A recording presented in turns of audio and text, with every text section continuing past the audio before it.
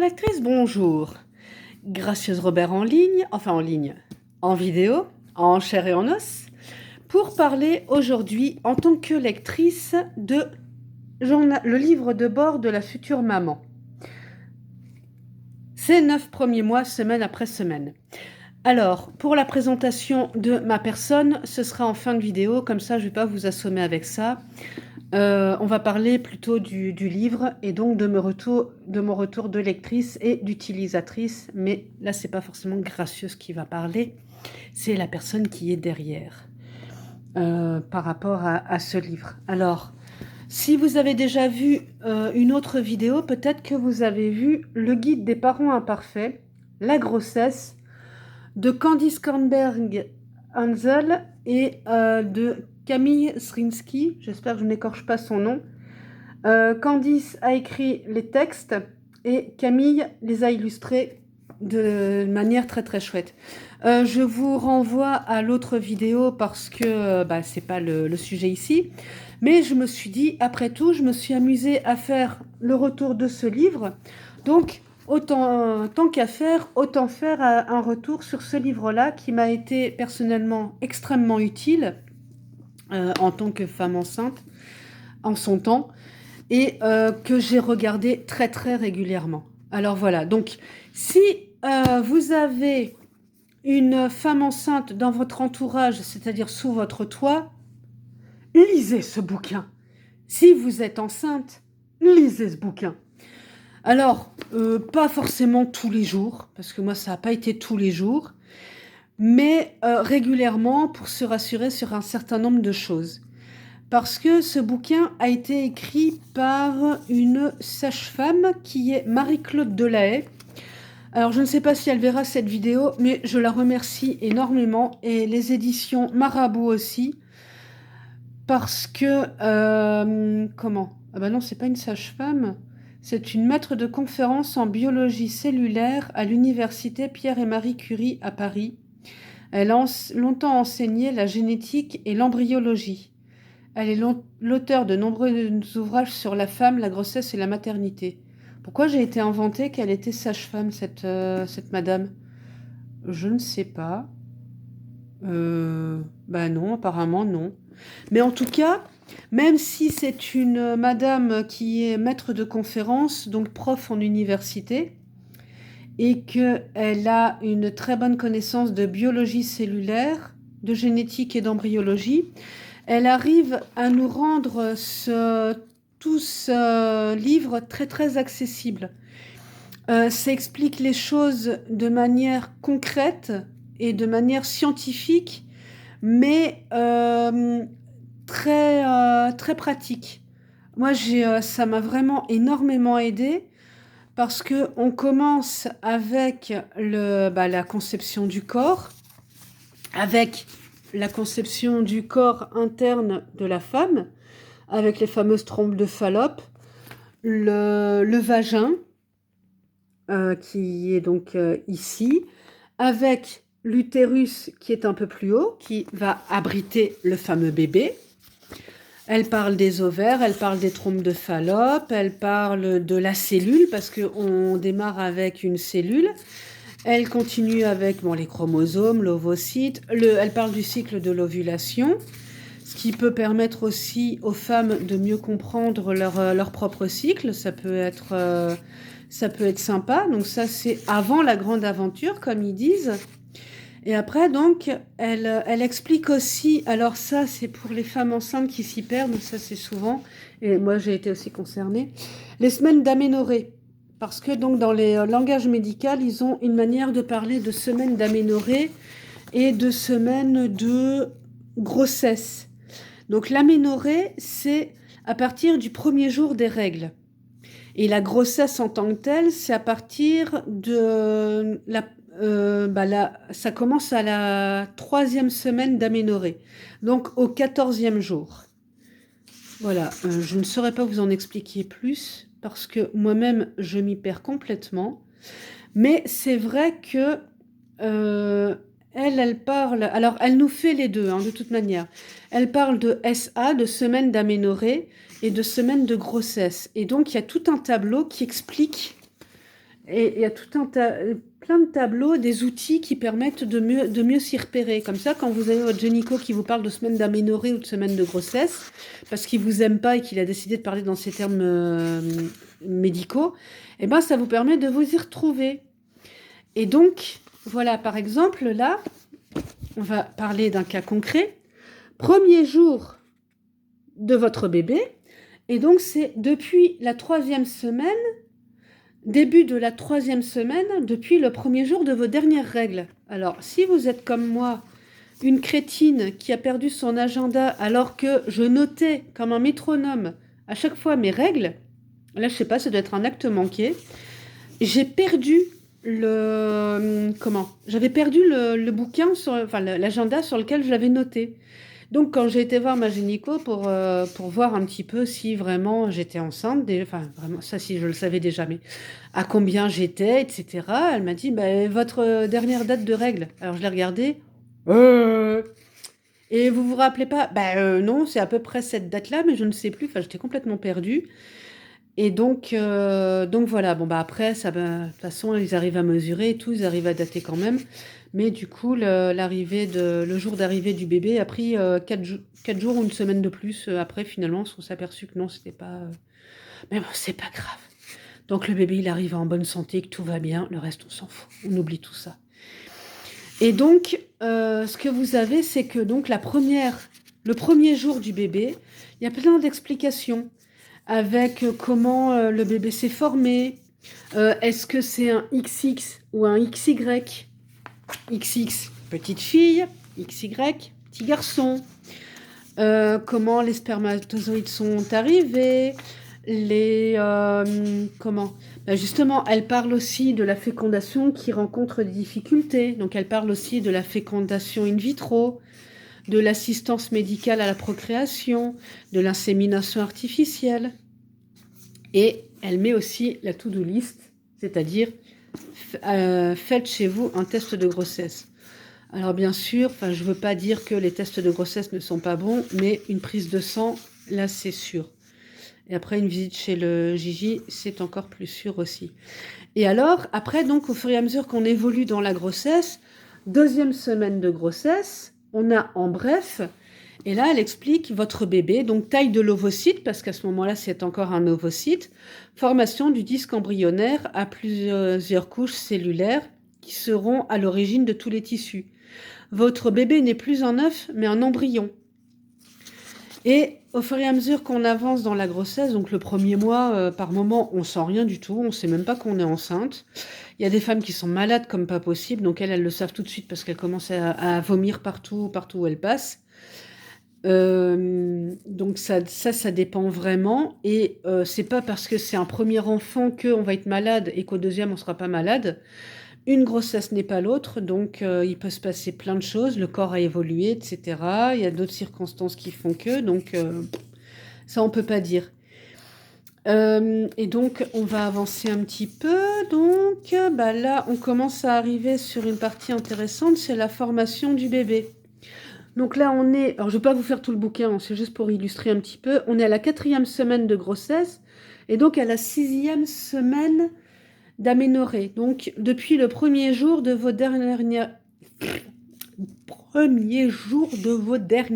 règles. Et là, justement, la taille de l'ovocyte, parce que ce n'est plus un embryon, c'est un ovocyte, il fait 2 à 5 mm. Et on commence à parler de la maman, parce qu'elle a l'auréole de ses seins qui est plus large et plus sombre. Et souvent, il y a des petites glandes en relief. Parce que le corps va travailler dans tous les sens. Donc, le bébé se forme. À la 4e semaine de son développement, il en est là. Il y a des organes qui commencent à se former. Et la maman, elle, enfin la future maman, ou la maman si elle a déjà des enfants, a aussi son corps qui commence à se préparer pour le bébé. Et dans les symptômes, il va y avoir une température supérieure à 37 degrés. Il peut y avoir des seins qui sont plus tendus. Il peut y avoir des nausées, des envies de dormir, des besoins fréquents d'uriner. Alors, pour vous faire bénéficier de mon expérience, vous vous en foutez, mais je le fais quand même. Moi, les nausées, pas de problème, j'en ai pas eu. Ça, vraiment, rien. Par contre, les envies de dormir et les besoins de faire pipi, c'était sans arrêt. D'ailleurs, je voulais pas le dire au début parce que voilà, j'ai eu des difficultés pour en avoir un. C'est pas le sujet ici, mais voilà. Et donc, du coup, déjà, j'avais cette grosse angoisse de est-ce que ça va tenir cette fois-ci? Donc, j'avais le trouillomètre à 0. Et je me suis dit, je ne veux pas le dire parce que si après, je dois dire, bah, finalement, je l'ai perdu, il va falloir que moi, je surmonte mon deuil.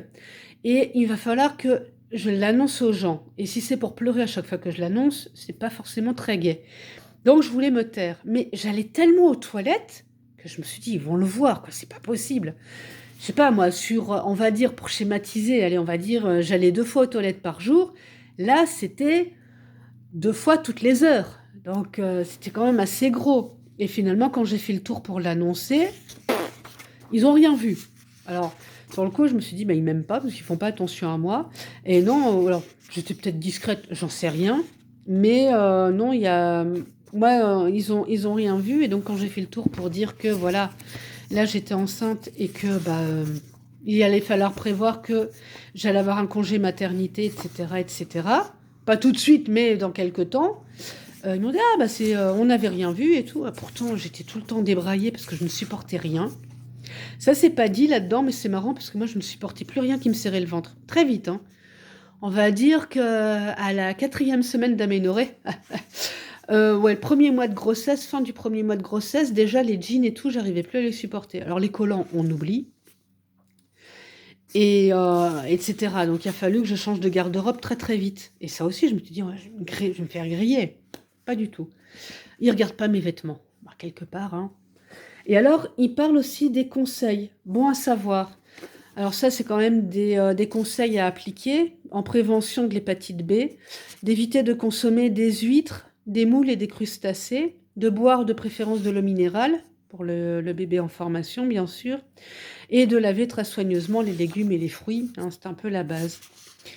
Elle explique aussi que le parasite de la toxoplasmose est tué par la congélation. Et alors, il y a aussi une to-do list qui est vachement intéressante. Là, on est dans le mois 2 à 6 semaines de grossesse ou 6 semaines d'aménorrhée, je ne sais plus. Je vais retrouver ça tout de suite. 6 semaines de grossesse. Alors, il faut prévoir...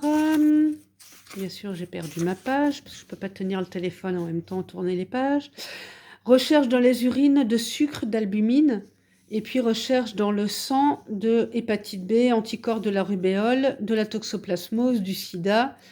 Et si on est groupe rhésus négatif, agglutinine anti-D. Et donc, première consultation chez le gynéco obligatoire. Parce que bah, vous allez avoir un suivi du gynéco, bien sûr. Alors après, libre à vous de continuer avec votre gynéco si vous en avez un attitré, qui va vous suivre tout le long de votre grossesse ou d'en suivre un à l'hôpital, enfin voilà, selon votre choix. Moi, ce que je recommande très fortement, c'est d'être suivi par une sage-femme. J'en ai parlé beaucoup quand j'ai parlé dans le guide décapant des parents imparfaits. Personnellement, j'ai été suivie par une sage-femme et ça m'a énormément aidée pour plein de choses. Le bouquin m'a aidée, c'est vrai. Parce que ça m'a rassurée sur plein de trucs, surtout que, bah, je vais un peu me répéter, hein. Si vous avez vu l'autre vidéo, je suis désolée, mais il va y avoir des répétitions. Mais donc, moi, je suis alors, tombée enceinte. J'aime pas trop ce terme, mais j'étais enceinte à plus de 40 ans. On n'essaye pas de deviner mon âge, mais voilà, j'avais atteint un âge canonique, comme je m'amuse à dire régulièrement. Et donc, il y a plein d'idées préconçues qui sont autour de ça.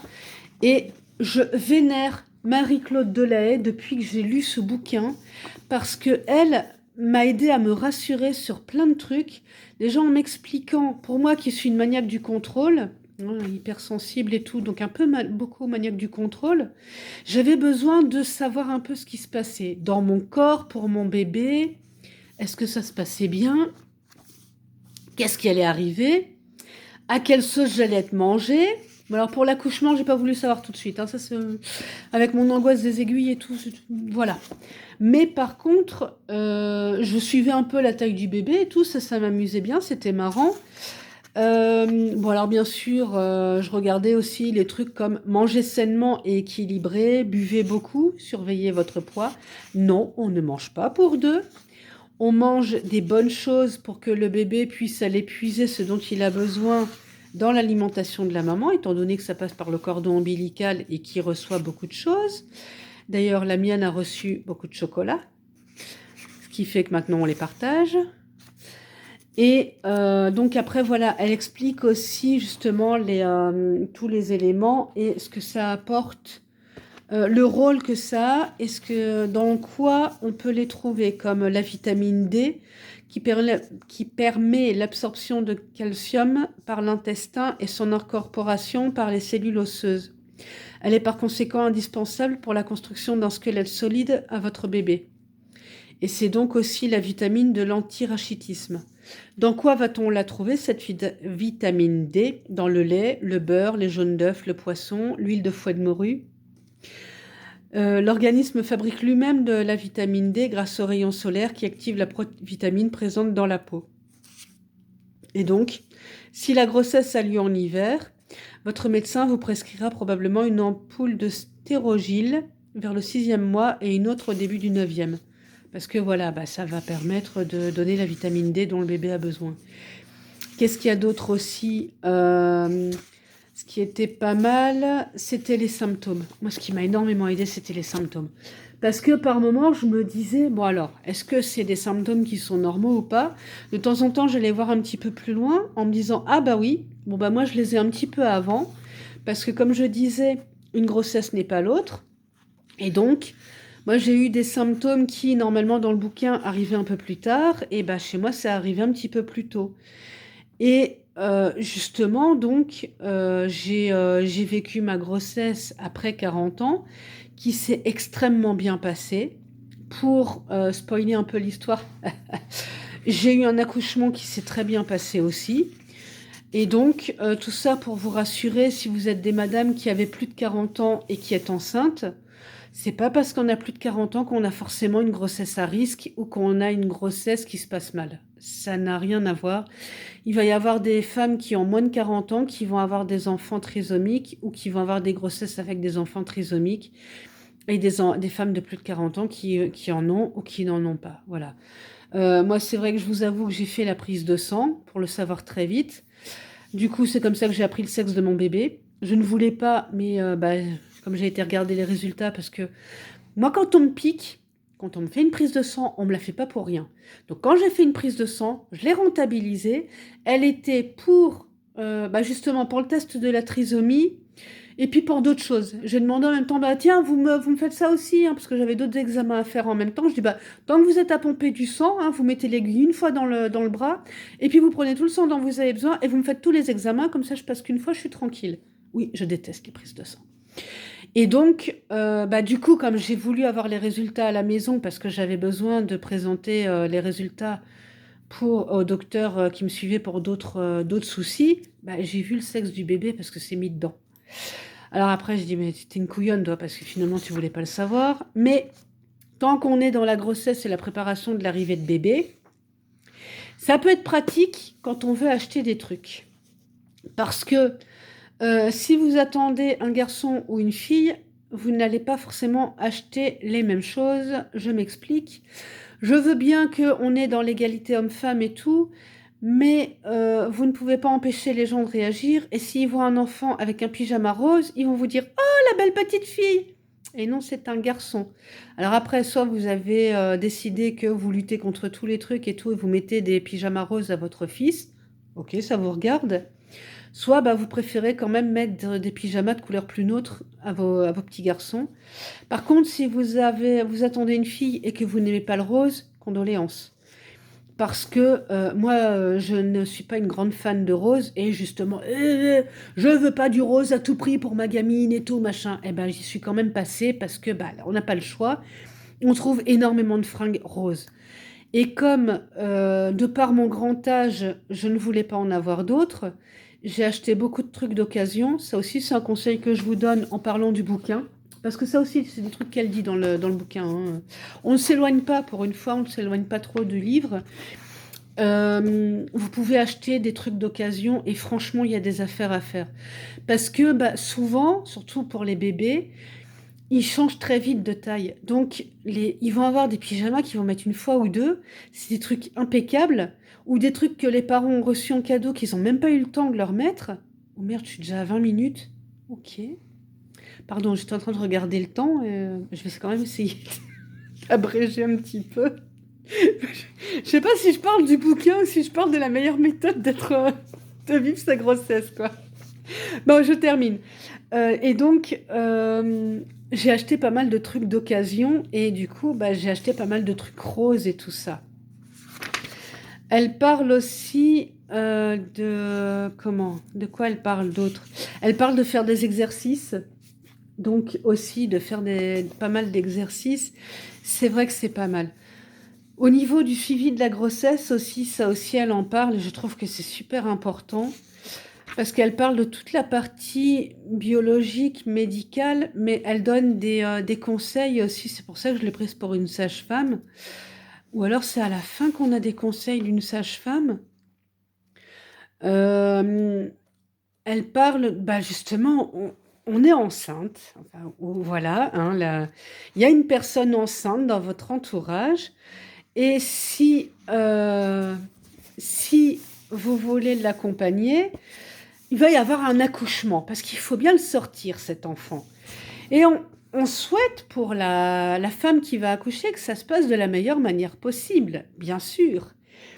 Et du coup, il faut quand même qu'elle soit un petit peu en forme physique.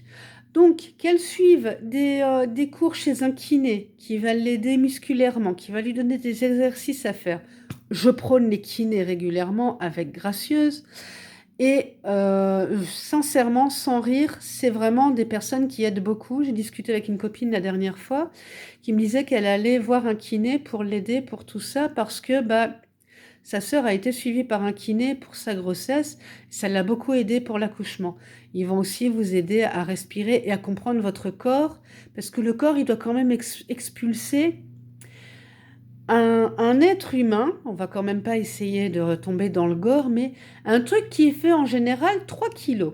Alors si vous avez de la chance, enfin je sais pas si c'est de la chance, mais la mienne elle faisait 2,8 kg. Il faut quand même la passer. Alors 2,8 kg, 3,5 kg, faut passer ce truc. Dans un petit trou quand même qui d'habitude n'est pas si large que ça. Et s'il est dilaté à 10 cm, d'accord, mais la tête elle fait pas 10 cm de diamètre, elle fait plus. Et vous devez pousser pour le faire sortir. Et c'est pas comme dans le film, hein. On fait pas deux fois et le bébé est sorti. Ah, il est magnifique et on l'a sur le ventre ou sur la poitrine et on lui fait des bisous. Non, non, non, il faut pousser un petit peu plus. Perso, j'ai eu de la chance, ça s'est déroulé en 9 heures et je crois que vraiment où là ça a été plus intense, euh, c'était la dernière demi-heure quoi. Enfin, intense, façon de parler, mais vraiment là où on m'a demandé le plus d'efforts, c'était la dernière demi-heure. Qu'on soit sous péridurale ou pas, faut pousser les nanas, hein. Faut pas vous dire que ah non c'est bon tranquille, péridurale je sens rien et tout. Faut quand même travailler, hein. Faut pas. Et c'est justement le rôle de ce bouquin, c'est pour ça que je vous en parle aussi. Et j'ai retrouvé donc la fameuse histoire de la sage-femme, c'est ici. On a les réponses d'une sage-femme avec des questions pour me faire suivre. Sage-femme ou gynéco, hôpital public ou privé, les petits mots, etc. Et comme je disais lors de mon autre retour, parce que ça je me rappelle que j'en ai parlé aussi, le gynéco, lui, il est là pour la partie médicale. Il va être là pour la partie vérifier que le bébé va bien, que le cœur est en bon état de fonctionnement, que les pulsations sont bonnes. Le gynéco va vérifier aussi qu'il a bien ses 2 bras, ses 2 mains, ses 2 pieds, ses 2 jambes. Vous allez avoir une échomorpho aux alentours de 5 mois. Alors, je ne sais plus combien de semaines de grossesse c'est, mais pour voir si tout est bien en place, le cœur, le rein, les poumons et tout, là, on va vraiment voir l'enfant dans tous les sens du terme, vraiment aller vérifier qu'il est normalement constitué, parce que bah, s'il a des problèmes, après, on peut faire un avortement médical. Et malheureusement, ça arrive. Et donc, voilà, c'est ce que ça permet, l'écomorpho. Et le gynéco, lui, il est là pour vérifier toutes ces parties-là. Il va être là aussi pour les premières semaines où on dit toujours de ne pas annoncer une grossesse avant 3 mois parce qu'on a des fausses couches précoces. Ce qu'ils appellent des fausses couches précoces, c'est avant 3 mois de grossesse avérée. Après, on a des fausses couches tardives. C'est après 3 mois avérés. C'est-à-dire que on n'est pas à l'abri. C'est pas parce qu'on a passé le cap des 3 mois qu'on va plus faire de fausses couches. On peut avoir des complications à tout moment de la grossesse. C'est pas le but du bouquin. C'est pas, je dis pas ça pour vous faire paniquer du tout. Mais c'est ça que ça m'a apporté aussi, ce livre. Déjà, c'est à dédramatiser certaines choses, à anticiper certaines choses, à comprendre des comportements de mon corps, des réactions de mon corps que je ne comprenais pas forcément, des exercices à faire, le centre de gravité qui se déplace, parce que bah, du coup, on a du poids devant. Et bah, si on tombe, ce qui m'est arrivé, on va tomber beaucoup plus vite. Parce que, bah, étant donné qu'on a le poids vers l'avant, du coup, on se retrouve à basculer vers l'avant. Et dans mon cas, j'ai buté sur une marche qui était épaisse comme ça, hein, sincèrement, sans schématiser le truc. J'étais en train de parler, j'ai pas fait attention, on était dans le noir, j'ai buté sur ça, et étant donné que j'étais enceinte de 7 mois, bah, je suis partie vers l'avant. Et alors, ça j'en ai parlé aussi dans mon autre retour, mon gros stress, ça a été, je ne dois pas tomber sur mon bébé. L'émotion passe, bien sûr. Donc, j'ai basculé sur le côté, je suis tombée sur mon coude. Bon, voilà, j'ai réussi à protéger mon bébé. C'était le principal. Mais voilà, le truc c'est que du coup, bah, on va avoir les émotions aussi. Tiens, tant qu'on parlait d'émotions, on va avoir des émotions qui vont être complètement différentes. On va réagir complètement différemment. On va avoir toute la partie préparation à l'accouchement, dont je parlais aussi. Et je parlais justement de voir un kiné ou une sage-femme. On va revenir à cette histoire-là. Moi, j'ai été suivie par une sage-femme avec laquelle j'ai fait de l'autonomie parce que ça m'a permis de me connecter à mon bébé et ça a permis aussi au papa de se connecter avec le bébé. Et j'ai trouvé ça vraiment passionnant. Peut-être que ce sera l'occasion d'une autre vidéo, je sais pas. Il faudra déjà que j'arrive à gérer tout ça. On parle du congé maternité. Pour justement, le congé maternité, ça c'est pareil, je pense que c'est un truc important à dire. Cette vidéo va être extrêmement longue, hein, désolée. Il faut se reposer. Sincèrement, il faut se reposer parce que bah, être enceinte, c'est une révolution. On a beau dire être enceinte, c'est pas une maladie. Non, c'est vrai. Mais il y a tellement de trucs qui se passent dans le corps et tout, il y a tellement de choses qui se passent que il faut un moment qu'on arrive à se poser et à se préparer à ce qui va arriver après. Et c'est pas pour vous faire paniquer non plus, mais une fois que le bébé est là, eh ben, il faut le gérer, ce bébé. Dans le sens où on va avoir un petit être qui ne sait pas dire ce qu'il a. Alors, il y a des moments, il a mangé, vous lui avez donné le biberon ou le sein, vous l'avez changé, il était en train de dormir, il était apaisé, tout, il faisait un gros dodo, voire même peut-être dans vos bras parce qu'il était bien, et vous, vous étiez en train de le laisser dormir tranquillement contre vous parce que ça fait du bien de câliner son bébé. Il se met à pleurer. Alors, on redonne à manger, on regarde la couche, non, tout va bien. Pourquoi il pleure? Mystère. Et donc, bah, il a un stress, il a faim. Enfin, il paraît qu'à cette époque-là, à ce moment-là, ils font pas de cauchemar, mais vous savez pas ce qu'il a. Et entre vos tempêtes émotionnelles personnelles et les tempêtes émotionnelles du bébé, ou même celles que lui va ressentir, parce qu'un bébé, ça se connecte énormément à la personne qu'il porte et tout ça. Du coup, lui, il ressent tout de suite et il les prend en plein fouet. Et il est pas formé pour ça. C'est une page vierge, un bébé, hein, donc il n'est pas formé à tout ça. Il se prend tout comme ça en plein front, enfin en frontal. Et donc, du coup, bah, il va pleurer, il va réagir directement dans l'instant. Et donc, bah, lui, il va juste pleurer. Et vous allez peut-être être en panique en vous disant, mais qu'est-ce que peux faire pour lui? Bon, il y a des moments, un gros câlin, ça calme tout, et voilà, ça lui fait du bien, et après il se calme, et vous le laissez pleurer un beaucoup, il vide ses émotions, et ça va. Mais tout ça, il faut le comprendre, il faut réussir à le gérer.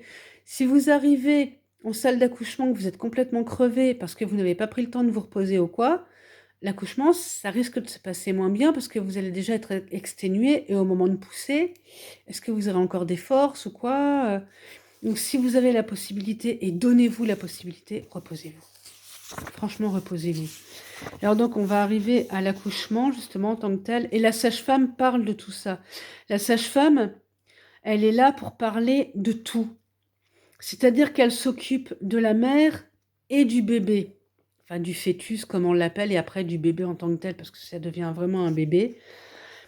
Et donc, elle va s'occuper de vous ou de la maman, enfin de la future maman, et de tout l'ensemble. Parce que si la future maman, la femme enceinte n'est pas bien, le bébé ne sera pas bien non plus.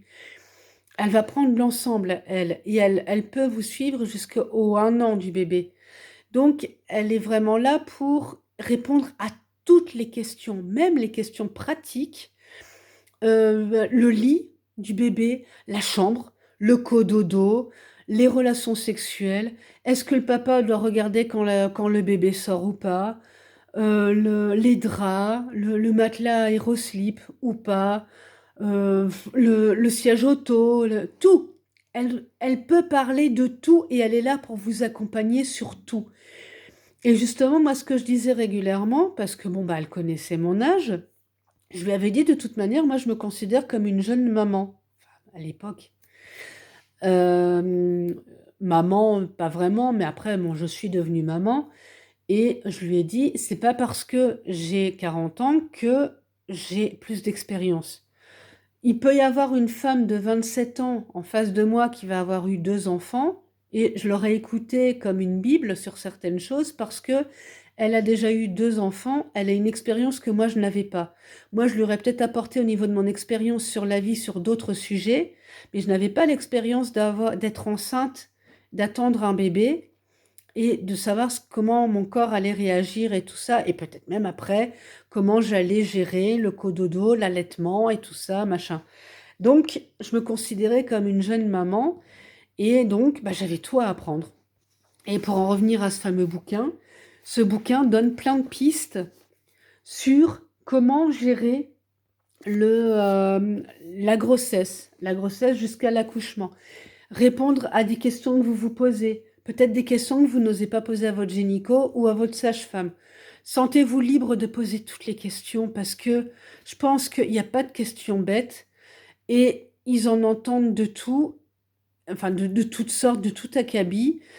Et ils sont là pour ça. Ils sont là pour vous aider, pour vous épauler, pour répondre à vos questions. Sinon, bah, il y a ce genre de bouquin pour vous aider, peut-être à dédramatiser des choses, peut-être à vous dire, ah bah oui, c'est normal si je ressens ça parce que euh, c'est expliqué dans le livre, c'est une étape par laquelle on passe, etc. Il y a l'histoire du bébé qui bouge beaucoup dans le ventre, il y a l'histoire de l'activité du bébé, il peut y avoir des petites complications que vous pouvez vivre. Donc, par exemple, de devoir cercler l'utérus ou non, pas l'utérus, cercler le col de l'utérus, je pense, ou des trucs comme ça. Ou si le bébé se présente en siège.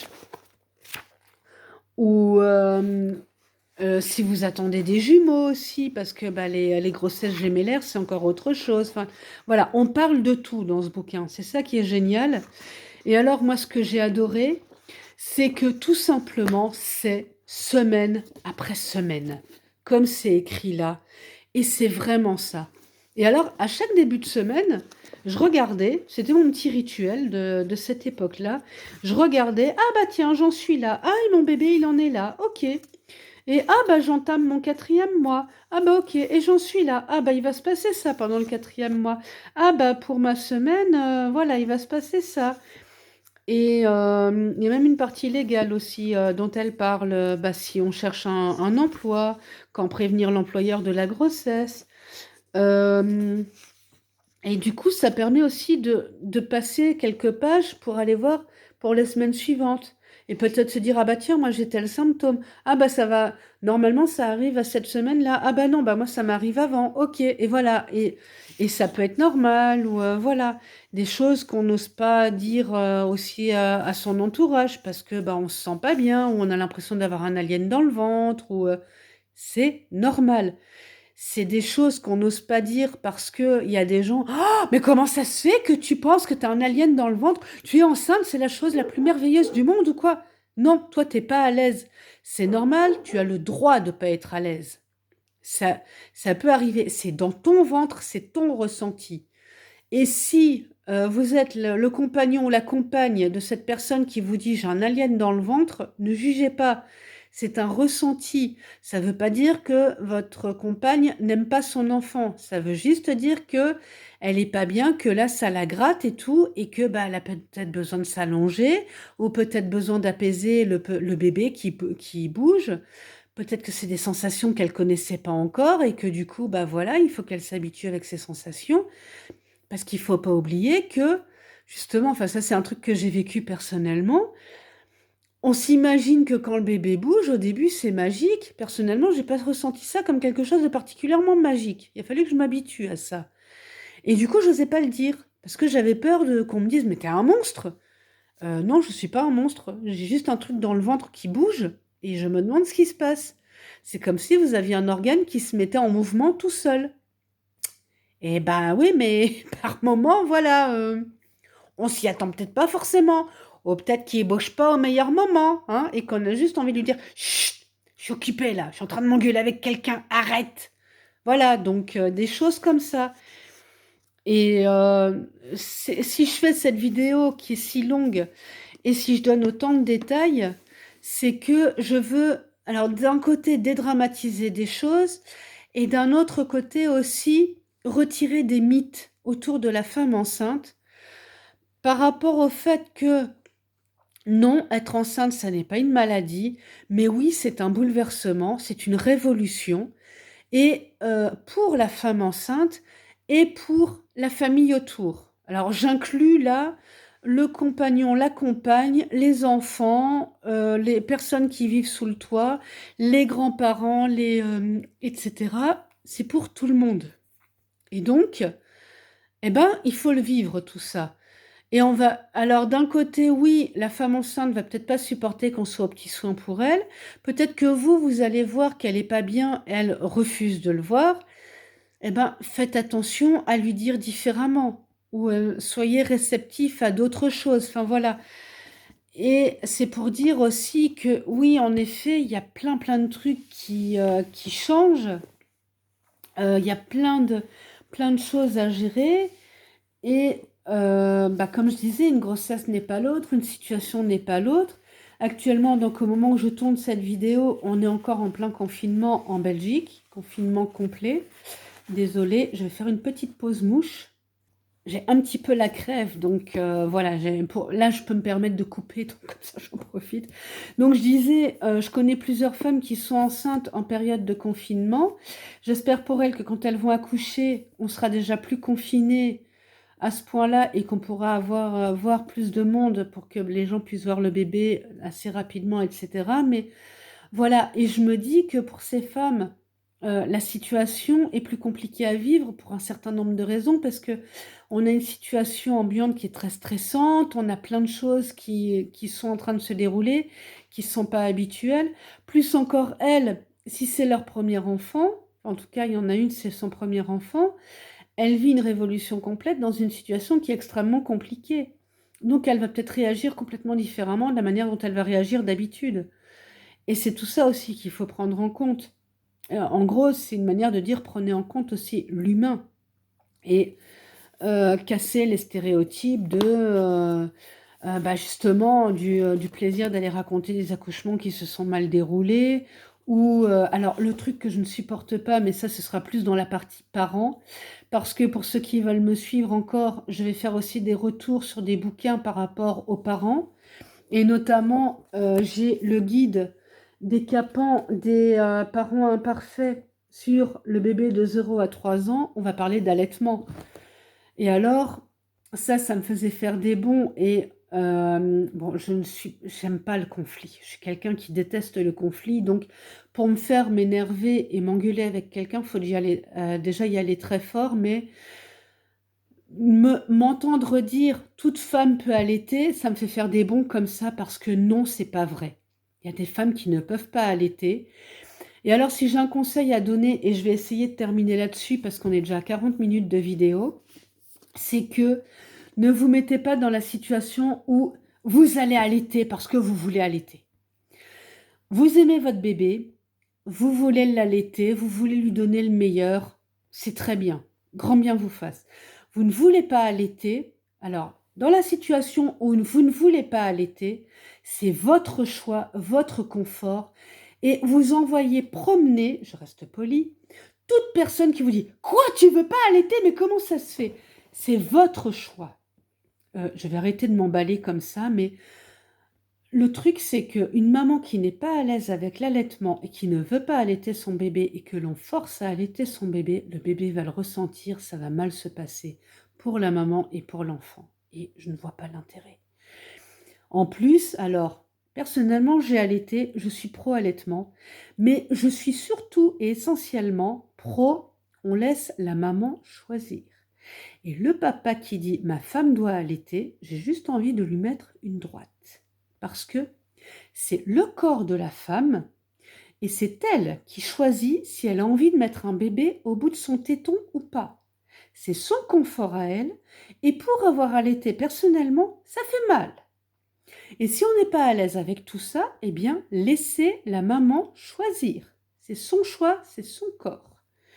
Pour les femmes qui sont pro-allaitement, qui veulent allaiter leur bébé et qui n'y arrivent pas, eh bien, mesdames, malheureusement, je vais être trash, mais c'est la nature. Vous ne pouvez pas, eh bien, faites-en votre deuil très vite.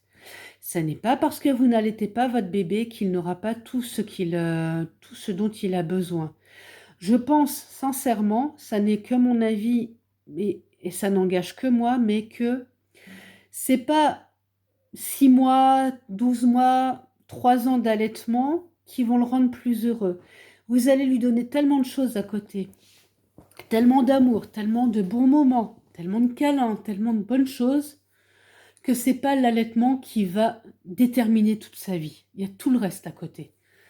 Donc, désolée, je vais faire une pause. Donc oui, je disais, il y a des émotions qui passent parce que ça me tient vraiment à cœur. Ça me touche d'autant plus que moi j'ai réussi à allaiter, mais je connais du monde qui n'a pas réussi et j'en connais qui en ont souffert. Et je trouve que je lui ai dit que c'était pas grave et que voilà, le bébé n'allait pas forcément en souffrir plus que ça. Je peux comprendre qu'elle était déçue. Le problème qu'elle a eu, c'est qu'elle s'était projetée dans tout ça. Et elle était convaincue qu'elle allait pouvoir allaiter. Et du coup, elle avait tout acheté, elle était prête et tout, alors que moi, j'étais vraiment dans le schéma complètement inverse. C'était que j'en avais beaucoup discuté avec ma sage-femme aussi d'ailleurs. J'avais dit, je veux allaiter, si je ne peux pas, tant pis. Parce que ma mère n'a pas pu m'allaiter parce que ça ne marchait pas. Donc voilà, j'avais dit, si c'est comme ma mère, ça ne marchera pas. Et voilà, tant pis. J'ai une sœur qui a essayé d'allaiter, ça ne s'est pas bien passé, donc elle avait arrêté.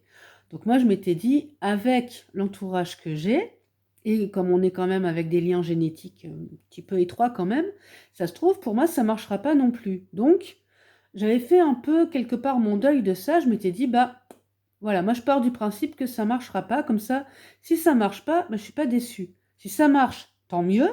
Je vais jusqu'au bout de ce que je peux faire. Mais si ça ne marche pas, je ne suis pas déçue, je ne souffrirai pas de ça. Et du coup, voilà, je l'avais d'autant mieux vécu que ça a marché, et tant mieux. Je me suis accrochée, parce que j'ai réussi à l'allaiter 6 mois en travaillant. Je peux vous dire que ce n'est pas une sénicure. Et du coup, ça a vraiment été quelque chose que j'ai voulu faire pour le bébé, mais je me suis bien accrochée quand même. Et quelque part, c'est peut-être méchant à dire, mais quand elle ne voulait plus prendre le sein, ça a été un soulagement parce que je ne me voyais pas faire ça pendant 1 an, 2 ans, 3 ans. Une femme qui travaille et qui allaite son enfant en même temps, C'est sportif, hein. Franchement, moi j'admire les femmes qui arrivent à le faire longtemps parce que c'est très sportif et j'ai pas réussi à le faire, mais de toute manière, on va dire entre guillemets que ça s'est fait d'un commun accord avec ma fille parce que elle-même, comme elle allait à la crèche parce que je travaillais, elle prenait le biberon à la crèche, donc c'était mon lait, mais elle le prenait au biberon et du coup à un moment, bah, qu'est-ce qui s'est passé? Bah, elle préférait plutôt prendre le biberon que le sein. Et moi j'ai dit: «Beh, c'est bon, là j'en peux plus». Me balader la machine plus le sac avec les tartines et compagnie, c'était quand même assez fatigant, c'était contraignant. Je pense que j'en parlerai dans mon prochain retour, parce que là, donc, on parlera du parent en tant que tel. Quand on se fait interrompre en plein pompage pendant une séance de pompage de lait, ça bloque un petit peu quand même, hein, pour expliquer l'histoire. Donc voilà. Mais enfin, là, on va essayer de revenir sur notre sujet. Mais le truc, c'est que c'est compliqué de ne parler que de la future maman parce que tout est étroitement lié quelque part. Et donc, du coup, quand je parle d'allaitement, c'est vrai que je peux pas m'empêcher de parler de mon expérience derrière parce que j'arrive pas à m'arrêter. Mais voilà, tout ça pour dire aussi que si on veut se projeter dans le fait d'allaiter, il faut aussi enfin, se projeter. Je dis pas que l'allaitement, c'est quelque chose qui est très compliqué et tout ça. Je dis que il faut pas voir ça. Le truc, l'idée, pour aller jusqu'au bout de mon idée, c'est que c'est la chose la plus naturelle du monde, certes, mais c'est pas quelque chose qui se fait aussi naturellement qu'on le pense ou qu'on veut le dire. C'est surtout ça. Alors, loin de moi l'idée de vous dire n'allaitez pas, justement tout du contraire, mais par contre, ne vous imaginez pas que ça marche comme ça, c'est absolument faux. Et surtout, l'idée que j'ai aussi derrière ça, c'est de vous dire, faites-vous accompagner, faites-vous conseiller. Moi, j'ai sollicité les sages-femmes pendant les 5 jours que j'ai passé à la maternité.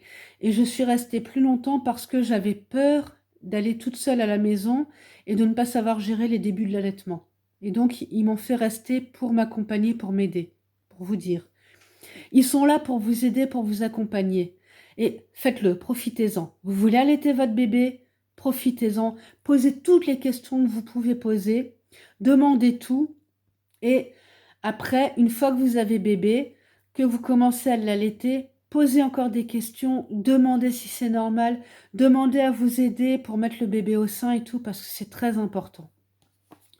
Mais voilà. Et parce que finalement, pour les femmes qui ne veulent pas allaiter, eh bien, parlez-en avec votre sage-femme ou votre gynéco et dites-le. Et soyez en accord avec votre compagnon ou compagne par rapport à ça. Quelque part aussi, le fait de donner le biberon au bébé, moi j'avais trouvé ça bien parce que, c'est pas le sujet parce que là on est sur la future maman, mais pour vous préparer un petit peu aussi à tout ça, parce que quand on attend bébé, on parle aussi de crèche. Et comme ça, vous avez vu, je refais une transition avec ça, hein. Maligne la fille, hein. Quand on parle de crèche, je crois, pardon, ce 4e mois de grossesse, qu'on commence à parler de crèche, si vous devez inscrire votre bébé à la crèche, mettez-vous dans la situation où bébé, à partir d'un certain âge, il va être tenu par des personnes étrangères, qui ne seront pas ni papa, ni maman, ni les grands-parents. Et donc, du coup, le fait de lui donner le biberon, que ce soit avec votre, de vos mains, pardon, que ce soit de vous ou du papa, ou même des grands-parents ou quoi, l'enfant va s'habituer à être nourri par d'autres personnes. Et ça va être bien pour lui parce que il va être habitué. Parce que on dit que... Alors, il y a des hypothèses qui disent que l'enfant ne distingue pas si c'est papa ou maman les premiers temps, mais il y en a d'autres qui disent que il garde la mémoire de beaucoup de choses, même depuis déjà la grossesse. Donc, moi, j'ai fait le choix d'habituer ma fille, depuis le tout début, à être prise par plein de mains différentes et par plein de bras différents. Des bras amis, hein, mais je dis pas qu'elle est passée de tous les bras non plus d'office à chaque fois, hein, mais par contre, depuis toute petite, elle a eu le biberon de tout le monde. Elle a eu le biberon de sa marraine, elle a eu le biberon de son parrain, de sa grand-mère, de son autre grand-mère, de son papa, tout le monde, enfin, tout le monde, tout presque lui a filé le bibi. N'allez pas imaginer que le facteur qui passait lui a donné le biberon non plus, c'est pas la question. Mais non, tout ça pour dire que elle a été habituée à passer dans d'autres bras très vite. Et du coup, quand elle est arrivée à la crèche, c'est pas elle qui pleurait, c'était moi. Parce que moi, par contre, j'ai eu du mal à couper. Normal, n'est-ce pas? On en reparlera dans mon autre retour. Bon, bah, on est à presque de 50 minutes. Donc, je pense que je vais terminer en me présentant, pour ceux qui ne me connaissent pas encore, parce que c'est une vidéo beaucoup plus longue que je ne l'aurais pensé. Mais bon, comme vous avez vu, c'est un sujet qui me tient vraiment à cœur.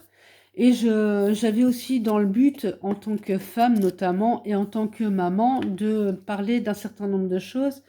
Là, c'est vrai que c'était pas essentiellement un retour de lecture, c'était un retour d'expérience aussi avec ce bouquin. Donc, je suis Gracieuse Robert, derrière la maman, une autrice hybride mi-auto-éditée, mi-éditée. Donc, j'ai auto-édité des romans, Ma vie en blog et Ma vie en blog 2, qui maintenant est sortie, et en e-book en tout cas. Et j'ai publié donc, à l'heure actuelle, au moment où je fais cette vidéo, Gracieuse tribulation d'une brouette aux éditions Éveillez-vous, qui est issu d'un récréature. C'est un exercice où on part d'une liste de mots imposés et donc on écrit des phrases et après on écrit une nouvelle en réutilisant ces fameuses phrases. Et donc ça, c'est sorti aux éditions Éveillez-vous et il va y en avoir un autre qui va sortir courant 2021. Et sinon, donc, comme je disais, je vais faire d'autres retours sur le sujet. Alors, ce sera plus des retours d'expérience que des retours de lectrice, comme vous avez constaté. Donc, si le format vous intéresse, abonnez-vous, activez la cloche pour être informé des autres retours de vidéos. Et si vous voulez partager la vidéo aussi à d'autres personnes que ça pourrait intéresser, surtout, n'hésitez pas. Et lâchez un petit pouce bleu, ça fait toujours plaisir et ça montre que, tout simplement, il y a du monde qui a apprécié notre travail. Parce que oui, même si je ne fais pas de montage, c'est quand même un certain travail de raconter tout ça. Et surtout de retenir les émotions qui émergent régulièrement. Je crois que c'est ça qui est le plus fatigant pour moi finalement, parce que bâbélé, il n'y a pas de problème. Comme vous avez constaté, ça va très très vite.